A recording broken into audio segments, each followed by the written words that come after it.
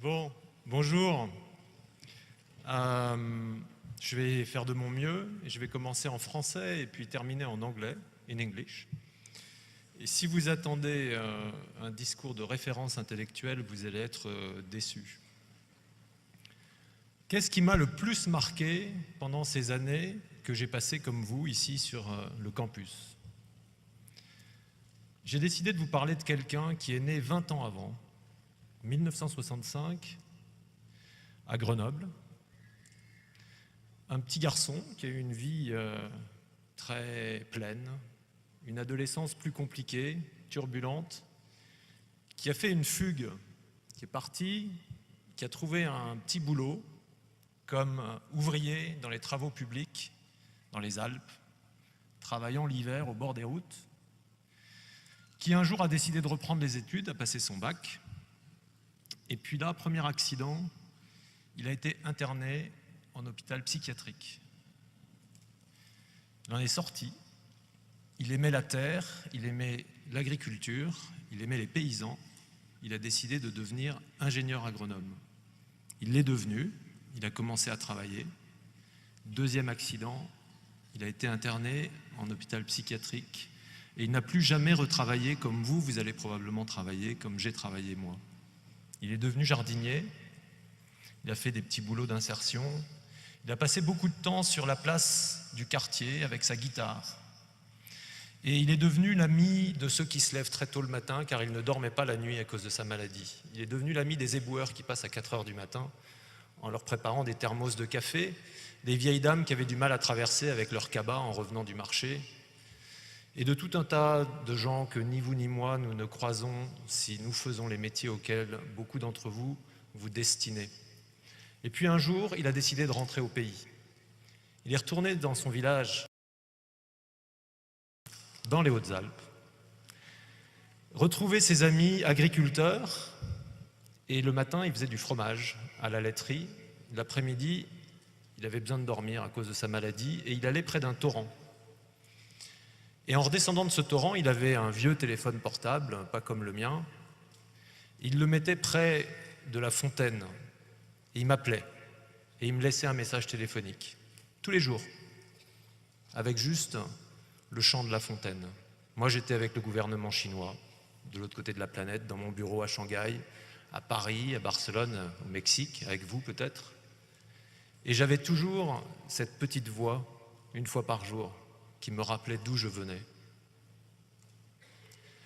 Une nuit, quelques heures après que je l'ai laissé pour aller grimper en montagne, il est mort, emporté par sa maladie, il y a 5 ans. C'était mon frère.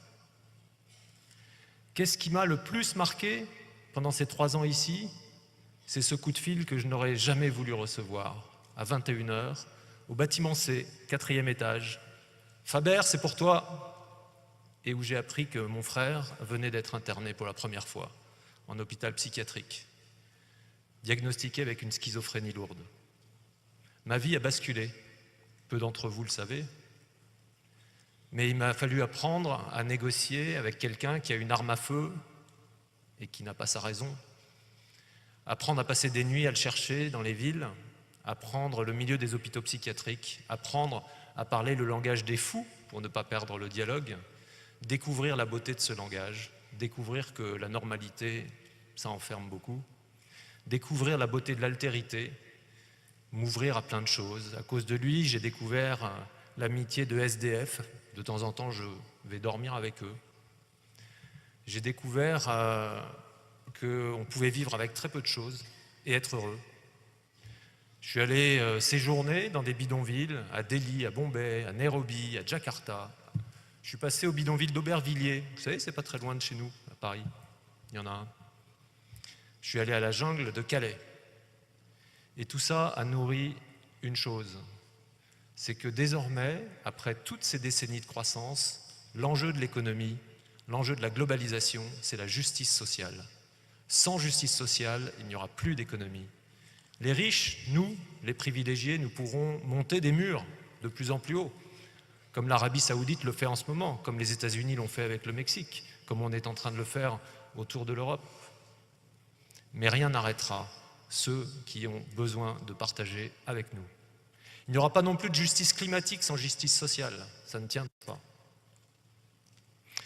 So why am I telling you all of this? Because today you graduate.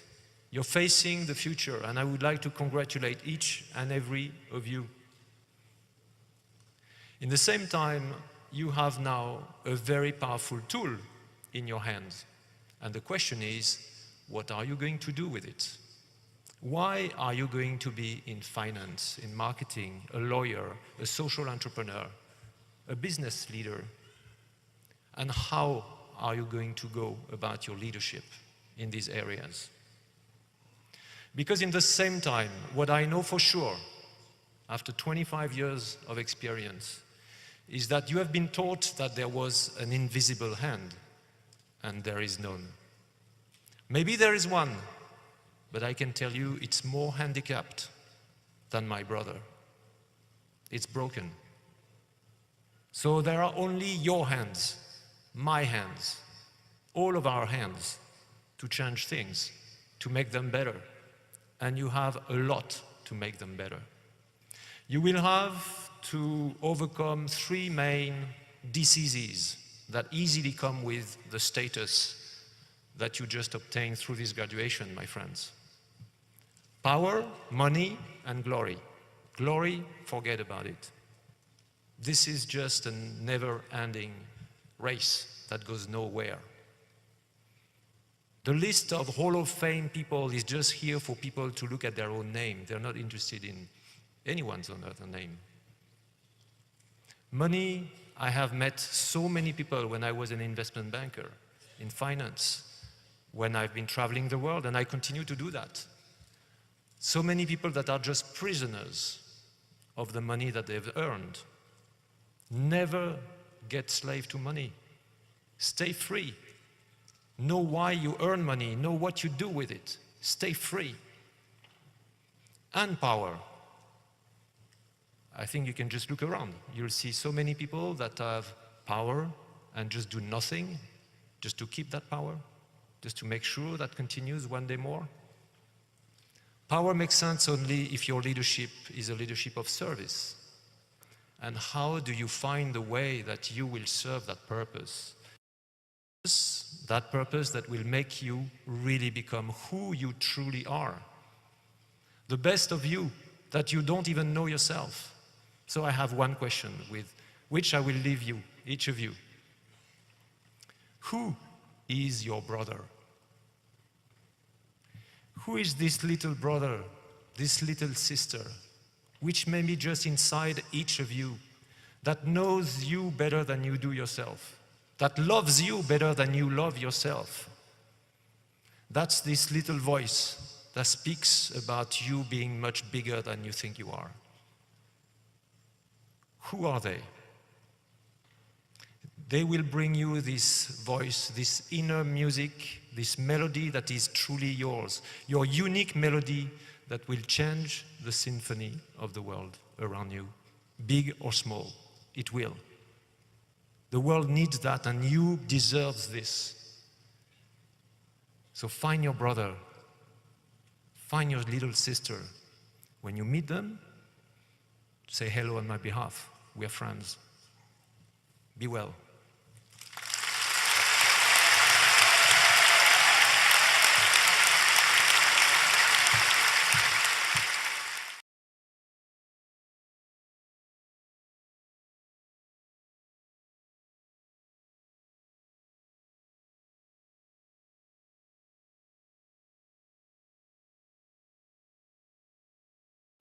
L'émergence inédite d'une génération de jeunes citoyens sans abri, sans espoir de logement, nécessite une mise en place urgente de cabines de douche publiques. Ça, c'est la première solution. Deuxième solution, la population logée a un rôle déterminant à jouer dans le soulagement de ces nombreux jeunes citoyens sans abri. Jeunes et moins jeunes, bien entendu. Si chaque personne disposant d'un logement permet à un SDF d'utiliser sa douche 2 fois par jour, la population aura éteint cet incendie social sans précédent. Messieurs, dames, 2 choix s'imposent à nous. Regarder se détériorer la dignité humaine de nos jeunes citoyens parce que pas de chance, pas de logement, c'est fini pour eux? Ou bien stopper tous ensemble cette hémorragie soudaine et sans précédent? Merci.